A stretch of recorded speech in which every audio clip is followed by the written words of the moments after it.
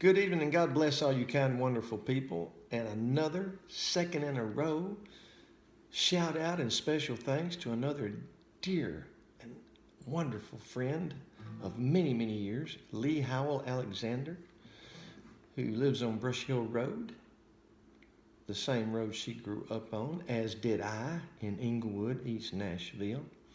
Lee and I have known each other since the first grade, and she responded to the song I did, My Rifle, My Pony, and Me, from Rio Bravo, with a favorable, loving comment as always, and asked if I could do a song from her favorite movie, not her favorite, but one of her favorite movies, Paint Your Wagon. The song, of course, being They Call the Wind Mariah. And I responded, well, of course I can. I'm familiar with that. Don't pretend to do it like the actor in the movie did, but I will do it for you. And I texted her back and said, do you know who that actor was? No cheating. And I hadn't heard a word from her by text, phone, or anything since. I can only believe she doesn't know, which is no surprise because very few people do. Unfortunately, this very talented man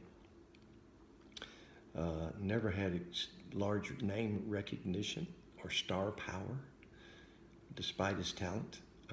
But he actually had 3 careers, at least.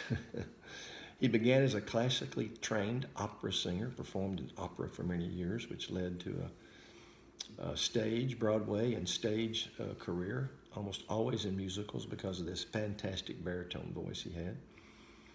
And performed for many years in musical theater and was cast as Leadville Johnny Brown in the stage version of The Unsinkable Molly Brown, which led to him being cast in the movie version opposite Debbie Reynolds, where he also got very fine reviews. And in the 60s, he was fairly active in the movie business and in demand. But as musicals and movies began to fade in popularity, so did he.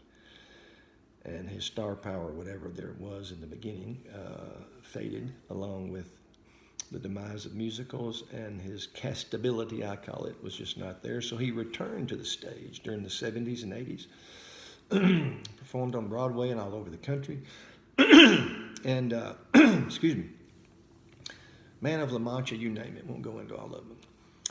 But the third career was what I'm calling the third one was his movie career, but I'm calling it twice because he had a resurgence in his movie career in the 90s of all things, after 2 decades of not being in the movies.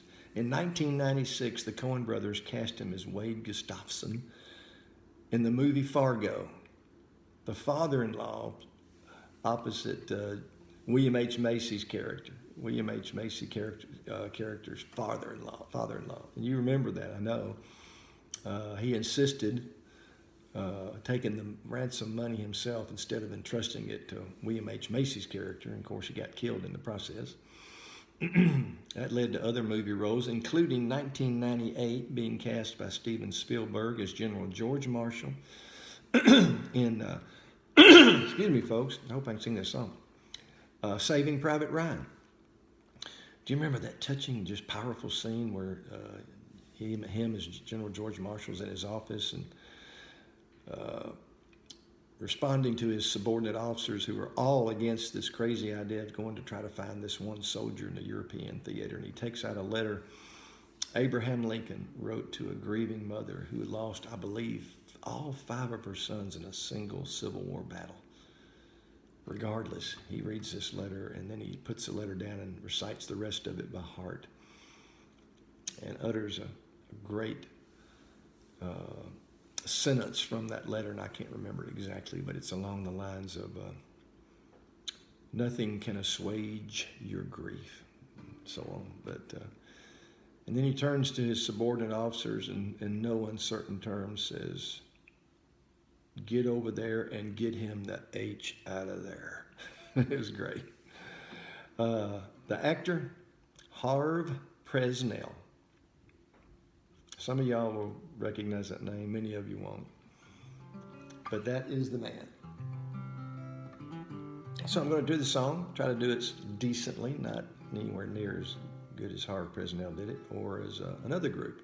I'm going to kind of borrow their arrangement more than Harv Presnell, because when I was a sophomore in high school, I started sneaking into the Opry on Saturday nights to watch Marty Robbins. And the group, the four guys, were often on the bill, and they had adopted, they called the Wind Mariah's one of their signature tunes, which always got a standing ovation because of the way they did it with their harmonies, and especially the ending, which I'm gonna kind of borrow a little bit from their ending and a little bit from Harv's, and hope it's decent. Way out west they have a name for rain and wind and fire. The rain is Tess, the fire's Joe, and they call the wind Mariah. Mariah blows the stars around and sets the clouds a-flying.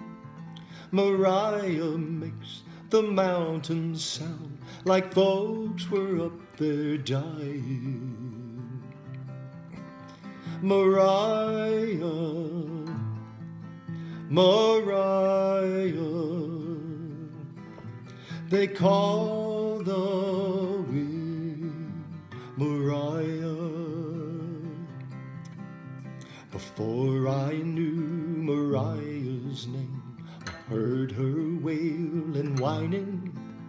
I had a gal and she had me, and the sun was always shining. And then one day I left that gal, I left her far behind me, and now I'm lost, so gall-darn lost, not even God can find me. Mariah, Mariah, they call the wind Mariah. Out here they've got a name for rain, for wind and fire only.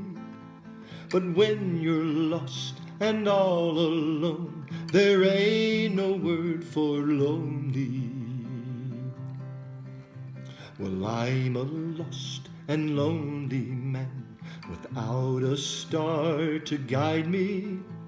Mariah, blow my love to me, I need her here beside me.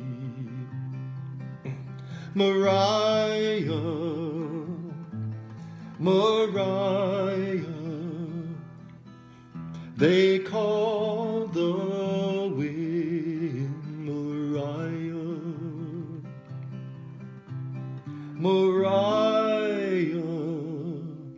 Mariah, blow my love to me, blow my love to me.